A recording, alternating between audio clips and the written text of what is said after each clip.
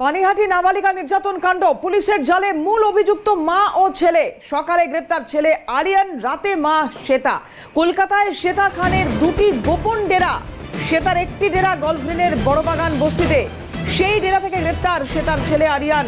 অপর ডেরা মেটিয়াবুরুজে পালাতে চেয়েছিল শ্বেতা, সেই চেষ্টা ব্যর্থ। খিদিরপুরের পথে গ্রেপ্তার শ্বেতা। ঘটনার পর নিজের ফোন ব্যবহার করতো না শ্বেতা, বিকল্প নম্বরে পরিচিতদের সঙ্গে যোগাযোগ রাখতো, আর সেই ফোন ট্র্যাক করেই হাতে নাতে গ্রেপ্তার করা হলো শ্বেতাকে।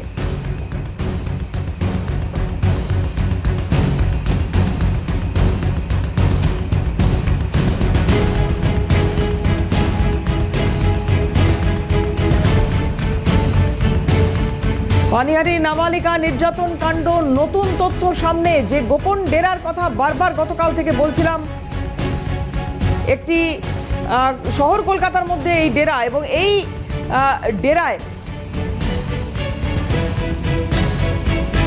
এই ডেরার খোঁজ কিভাবে পাওয়া সম্ভব হলো, কোথা থেকে গ্রেপ্তার করা হলো সেটাকে জানার চেষ্টা করব। অভিরূপা আমাদের প্রতিনিধি রয়েছেন এই মুহূর্তে, সরাসরি কথা বলবো অভিরূপার সঙ্গে। অভিরূপা, ডেরার সন্ধান কিভাবে মিলল, কোথায় কোথায় ছিল ডেরা?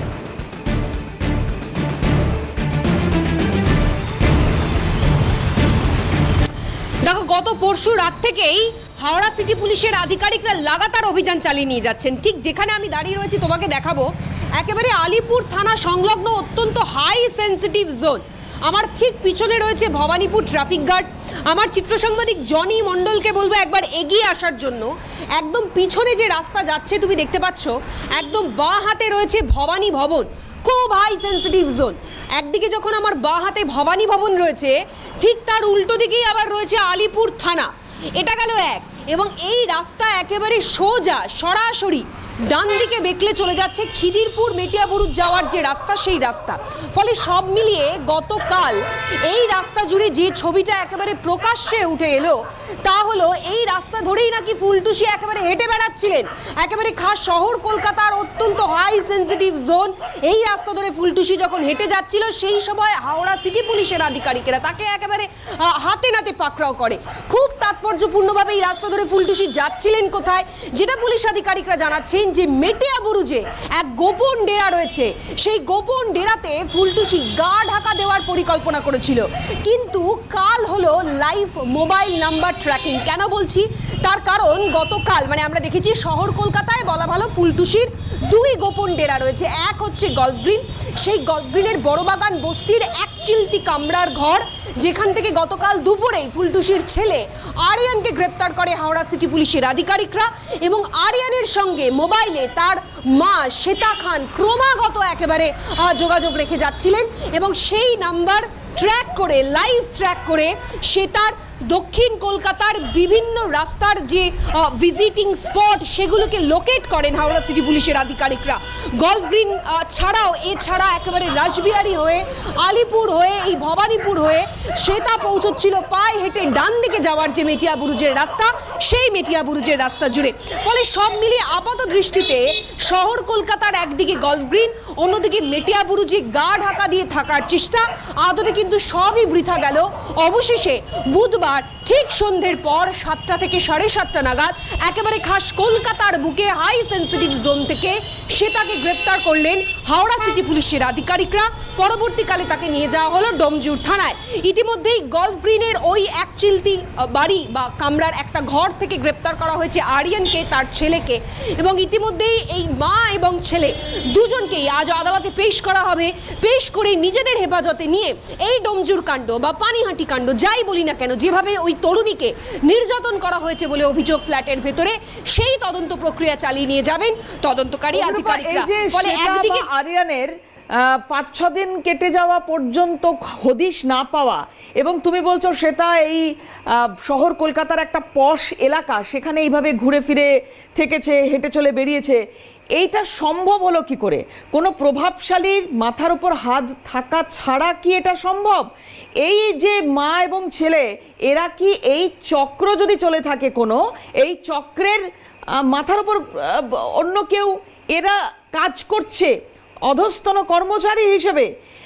হিমশৈলের চূড়া মাত্র, হিমশৈলের ভেতরটা আমরা হয়তো দেখতে পাচ্ছি না। হতে পারে কি এমনটা?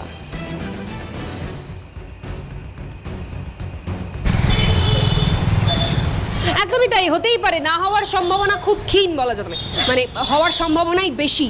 তোমাকে জানাবো, এর আগে আমরা দেখেছি শ্বেতার বিভিন্ন প্রভাবশালী ব্যক্তিদের সঙ্গে ছবি বা ভিডিও সেগুলো প্রকাশ্যে এসেছে, সে তার নিজেরই সোশ্যাল সাইটে সেগুলোকে শেয়ার করেছেন। এবার বিষয়টা হচ্ছে একেবারে দক্ষিণ কলকাতা, মানে প্রথম থেকে পুলিশ আধিকারিকরা ভাবছিলেন সেটা হয়তো পালিয়ে গিয়ে থাকতে পারে, কিন্তু পালিয়ে গেলে কোথায় পালাবে? রাজ্যের বাইরে পালাবে, দেশের বাইরে পালাবে, যেহেতু শ্বেতার বিদেশ যোগ এর আগে বহুবার বহু রকমভাবে স্পষ্ট ছিল। কিন্তু শ্বেতাকে কিন্তু বিদেশ থেকে বা রাজ্যের বাইরে থেকে পাওয়া গেল না, শ্বেতাকে পাওয়া গেল একেবারে কলকাতার মধ্যে থেকে। কোথায়? সেটাও আবার আলিপুরের মতো এত গুরুত্বপূর্ণ জনবহুল হাই সেন্সিটিভ জোন, একদিকে ভবানী ভবন, একদিকে আলিপুর থানা, সেই জায়গা দিয়ে যাকে একদম রাজ্য পুলিশ ওয়ান্টেড তালিকায় রেখে খুঁজে বেড়াচ্ছেন বিগত 5 দিন ধরে, আর সেই রাজ্য পুলিশের সদর দপ্তর ভবানী ভবনের সামনে থেকেই সেটা আবার হেঁটে বেড়াচ্ছে। এটা খুব তাৎপর্যপূর্ণ, মানে কতটা আত্মবিশ্বাসী হলে, কতটা বেপরোয়া মনোভাব হলে, বা তুমি যে প্রশ্নটা করলে কতটা প্রভাবশালী যোগ যদি থেকে থাকে, মানে কারোর মাথায় যদি সত্যিই হাত থেকে থাকে, তাহলে একজন অ্যাকিউজড, যিনি এফআইআর নেমড অ্যাকিউজড, যার বিরুদ্ধে জোর করে পর্নোগ্রাফি চালানোর অভিযোগ, অকথ্য নির্যাতনের অভিযোগ, শারীরিক নির্যাতনের অভিযোগ, সেই মহিলা ঘুরে বেড়াচ্ছেন খাস শহর কলকাতার রাস্তা ধরে ভবানী ভবন রাজ্য পুলিশের হেডকোয়ার্টার আলিপুর কোর্টের সামনে দিয়ে। ফলে এটাই খুব তাৎপর্যপূর্ণ বিষয়। এই প্রভাবশালী যোগ রয়েছে কিনা সেটা তো ছবি কথা বলেছে, আমরা দেখেছি বহু ব্যক্তিত্ব, রাজনৈতিক ব্যক্তিত্বর সঙ্গে ছবি প্রকাশ্যে এসেছে, কিন্তু আদতে এই শ্বেতাকে গা ঢাকা দেওয়ার জন্য আবার মেটিয়াবুরুজে তার গোপন ডেরা, দক্ষিণ কলকাতার গলগ্রিনের মতো এলাকায় তার ছেলে বিগত 5 দিন ধরে ওই ঘরের মধ্যে গা ঢাকা দিয়ে বসে রয়েছে, যদিও শেষ রক্ষা হয়নি। এইগুলো বন্দোবস্ত কে করে দিল? কার হাত ছিল? এগুলো অবশ্যই পুলিশ প্রশাসন তারা খতিয়ে দেখবেন, আমরা আশা রাখছি।